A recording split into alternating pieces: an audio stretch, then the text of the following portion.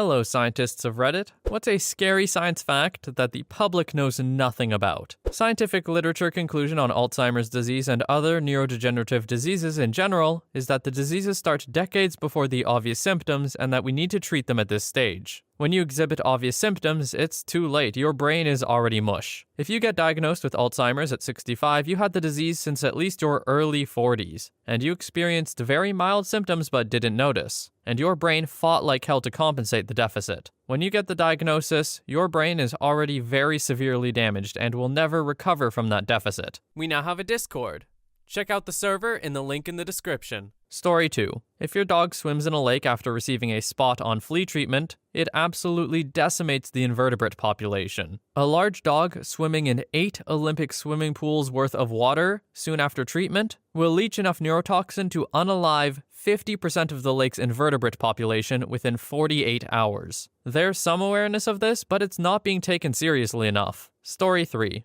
Prions. Misfolded proteins that cause a cascade of protein misfoldings that lead to amyloid plaque buildups, resulting in uncontrollable neurodegeneration that is fatal in 100% of cases within 2 years. There is no cure. We don't understand what causes it. We don't understand the mechanism of the misfolding cascade. We don't even fully understand the structure of the misfolded proteins. It could, in theory, happen to anyone at any time, and there's no way to tell until you start showing symptoms, at which point you might have 18 months to live, if you're lucky, the last 6 of which will be intensely unpleasant. I probably said a word in there wrong, and also neurodegeneration, that's so hard to say. But I agree, these sorts of things are scary. It feels like rabies, right? Like rabies, when you start showing symptoms, it's already way too late. That kind of thing is just, I don't know. Story 4. Antibiotics have been abused and misused for so long that various bacteria strains have started to get resistance to them. What used to be a treatable infection might soon become deadly because we are unable to treat it with the antibiotics we have today. There is research to try and find other ways to treat antibiotic-resistant bacteria. But until then, please use prescribed antibiotics until they are finished, not until you feel better. If unused, do not flush them down the toilet or put them in the bin. Give it to a pharmacy so they can discard them correctly, and only use antibiotics when necessary. Some countries give them willy-nilly while others are more conservative. Story 5. Everyone knows about scurvy, but the reason it's so terrifying is usually less known. You see, scar tissue is not permanent. The process to build and maintain scar tissue is constantly ongoing. When you become vitamin C deficient, your scar tissue starts being reabsorbed by your body, opening up any and all old wounds. If you have ever had surgery, those internal incisions will open back up. Fortunately, it doesn't take a lot of vitamin C, and it's abundant in our food sources. But it's still a little creepy that you could just start falling apart without it. Story 6. Helium. Fun for party balloons? Everybody likes a squeaky voice. Except helium is a vital component of various high-tech devices such as MRIs. Helium is also light enough that Earth's gravity cannot contain it, and we are running out. Not today, not tomorrow, but we are frivolously wasting it when we should be jealously hoarding it. And eventually, we won't have any left, and a lot of our wonderful technology will suddenly stop working. Story 7. There's a gravitational anomaly in space called the Great Attractor, which is pulling everything within the Virgo and Hydra Centaurus superclusters towards it. It lies 150 to 250 million light-years from the Milky Way, which itself is being pulled towards it too. The scary part is that relative to us, this anomaly lies within the same plane as our own galaxy, making it very difficult to observe. Essentially, we have almost no concrete idea of what it is. I don't know if this is scary. It's kinda cool, to be honest. A fun little science mystery to figure out that doesn't actually really affect us. Right now, at least. I don't know, it seems like just one step below heat death of the universe in terms of, cosmic fears. Story 8. On the flip side of the Great Attractor is the Boots Void. The Boots Void, sometimes called the Great Void, is a huge, spherical region of space that contains very few galaxies. It's approximately 700 million light-years from Earth and located near the constellation Boots, which is how it got its name. The supervoid measures 250 million light-years in diameter, representing approximately 0.27% of the diameter of the observable universe, which itself is a daunting 93 billion light-years across. Its volume is estimated at 236,000 MCP cubed, making it the largest known void in the universe. At first, astronomers were only able to find 8 galaxies across the expanse, but further observations revealed a total of 60. Now, while that might seem like a lot, it would be like stumbling upon only 60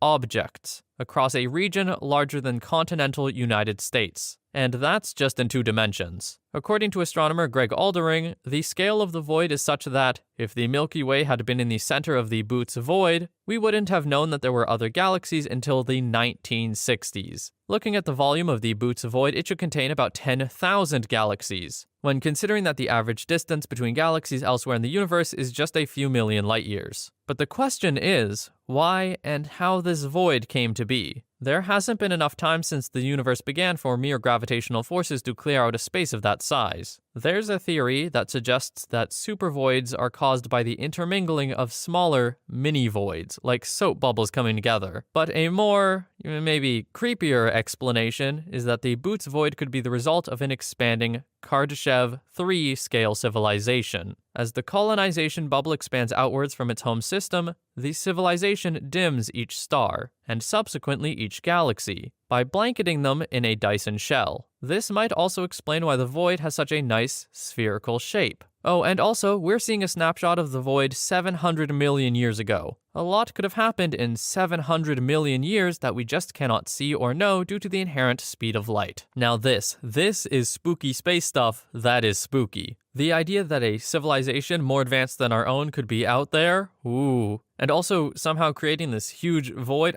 I say somehow because I don't understand it, but astronomers have a better idea, I guess. Also, Boots, probably not the correct pronunciation. There's an umlaut on top of the second O, but I just do my best. I speak English. That's it. Story 9. If you live in the Netherlands and your house is older than, let's say, 100 years and you have not renovated your plumbing, chances are fairly high that you can get lead poisoning. It is impossible for water treatment companies to pinpoint where they are and how many, and many building plans do not include the plumbing schematics. So check your pipes for lead. They can do harm, especially to children.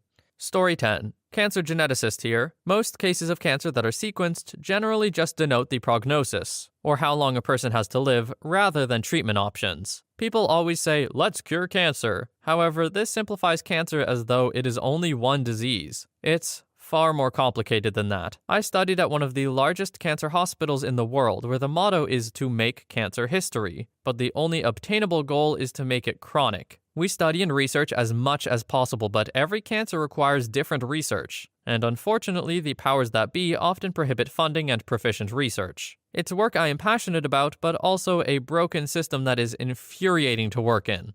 Story 11. In the UK, about 17% of people have fetal alcohol syndrome. As much as 17% of us are developmentally disabled simply because, prior to the late 90s, a large proportion of British mothers drank during pregnancy, 41%. Thankfully, the prevalence rate has been falling fast since the late 90s, when all this research was published. But it's terrifying to see how much of an effect fetal alcohol syndrome has on society. Story 12. A repeat of an earlier post, but it fits so well. The original nuclear bombs leveled the cities they detonated over, yet they are considered puny by today's standards. The most powerful nuclear bomb ever created, the Tsar Bomba, had an explosive yield 3,000 times more powerful than the original nuclear bombs, and its power was calculated to be more than 10 times the combined power of every single munition used in World War II. That includes every bullet, every grenade, every artillery shell fired, every bomb dropped, and of course, the 2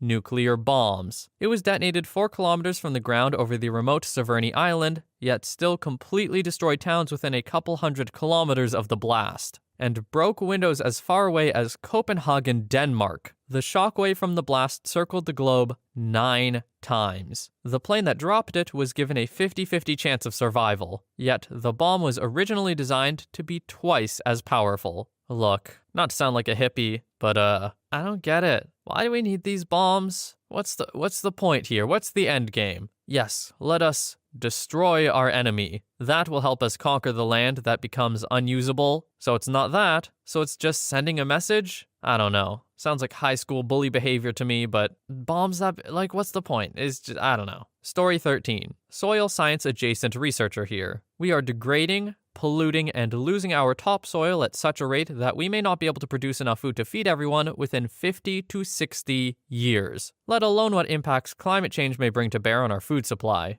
and the US government's crop insurance programs and incentives all reinforce the bad practices while discouraging regenerative practices. These bad policies are extremely hard to change because of lobbying from the major agribusiness companies, who make money off of these short-sighted policies. Our food supply is further threatened by our agricultural overdependence on aquifer water, which is not being replenished, making it an unsustainable source of water. If the aquifers are overdrawn, depleted, or polluted, we hit a hard wall of water scarcity, and we will have no backups to address the problem with. The drawdown of the aquifers also causes land subsidence, which causes costly infrastructure and building damage. The general public does not realize the impending crisis that will be caused by the confluence of these factors. Story 14. There's a solar event known as a CME, or coronal mass ejection. It occurs very frequently on a cosmic timescale. Every few decades to centuries, there's a decently sized one. Why are they scary? A CME is a massive burst of radiation, easily able to fully envelop the Earth in its path, and it's the equivalent of a non-stop EMP barrage. The last time a big one hit Earth was when we had telegraph lines for communications, and they spontaneously caught fire. In today's world, with everything running on electricity, when the next big one hits, we'll have at most a few days warning, and it would be a literal apocalypse movie scenario, with planes going down due to their whole electrical system frying, nobody's vehicle starting, untold billions in fire damage would wreak havoc everywhere, and the machines we depend on to help would be similarly fried. Some stuff would be unaffected, being parked in deep, concrete-roofed parking garages and the like, but our entire infrastructure would be useless for years. It would literally send us into a mini dark age while people try to get things working again. Recovery would take decades to centuries. Story 15. Botox is made from botulinum toxin. This toxin is produced by the bacterium Clostridium botulinum and is considered to be one of the most poisonous, lethal substances known to mankind. The toxin is a neurotoxin that blocks nerve signals to muscles. Consequently, it prevents muscles injected with Botox from contracting, tensing, so they become weak or paralyzed, thus improving the appearance of wrinkles and fine lines. Fortunately though, Botox is only injected in small, targeted doses, and is considered extremely safe as long as it's made and provided by a licensed professional. This is just like humans, you know? We find something incredibly dangerous and, well, okay, that's it. It's just incredibly dangerous. And we use it for what? To make the wrinkles go away. Take that, nature.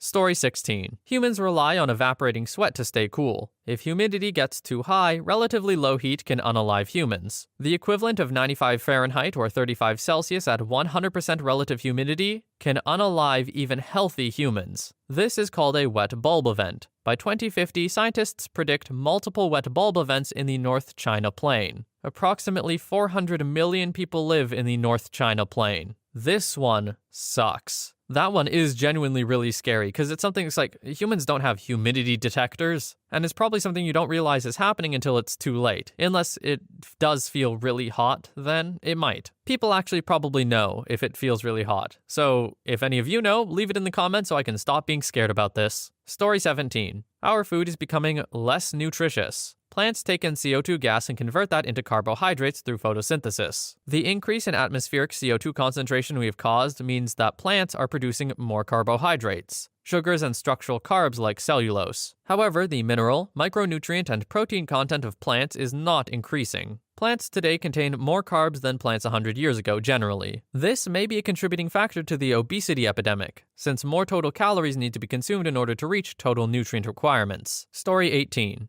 I've got 3 for you. 1. Rabies. Once symptomatic, rabies has a nearly 100% fatality rate. The only options are the rabies vaccine and immunoglobulin therapy, which again must be administered before any symptoms. 2. Gamma ray bursts, henceforth referred to as GRBs. GRBs are a rare phenomenon emitted from the poles of rapidly spinning supernovae and hypernovae. In the event of a direct hit from suitably close, which is actually really far, all life on Earth would be wiped out. The facing side would be annihilated instantly, while the trailing side would die quickly due to the conditions on Earth no longer being suitable to support life. And there is absolutely nothing we can do about it. 3. Runaway global warming. There are many stores of greenhouse gases, namely carbon dioxide and methane, all over the place. but the conditions required to keep those gases trapped are delicate. The worst part? It may already be too late to stop it. Even if humanity immediately ceased all greenhouse gas emissions and put every single resource we have into carbon sequestration. Story 19. There's this phenomenon called cosmic horizon, I think, which says that due to the accelerating expansion of the universe, a curtain-like horizon closes in on us, making it unable to see anything beyond it, therefore making it impossible to ever get there or share information with a place beyond it. This will take place when none of us are here anymore, but the thought of an event horizon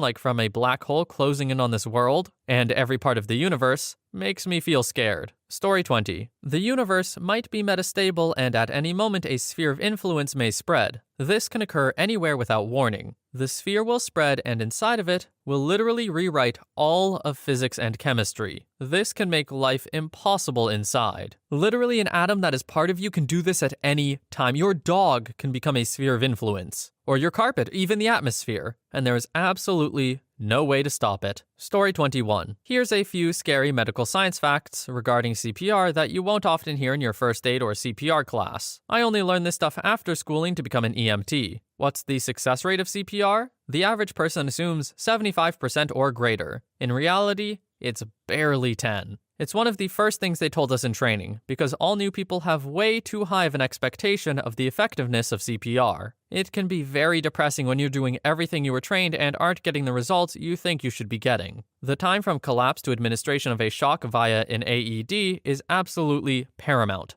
They say the chances of survival drop 10% per minute. Oh, and rescue breaths. If you're not being very, and I mean very, careful, you'll cause gastric dissension. You'll literally be blowing up their stomach and they will vomit. Then there's the cracks and crackles. If done right, it'll sound and feel like you're breaking every rib in little old lady Nelson's chest. You're likely not, it's cartilage and other bits shifting. Although if you're a bit too vigorous, you may very well break a rib or two, but hey, they're already dead, so it doesn't matter. They'd rather be alive with a broken rib than dead. Story 22. There are some destinations in space that are considered dead ends, where the expansion of the universe between you and them is so great that even traveling at light speed, you'll never reach your destination. Worse, you can't turn back after a certain point either, because home is receding faster than you can fly to. You're just trapped in the endless void between two unreachable destinations forever, and no one will ever be able to reach you for the exact same reason. Okay, I'm not personally scared by this, but I don't know, someone might be. Captain Kirk?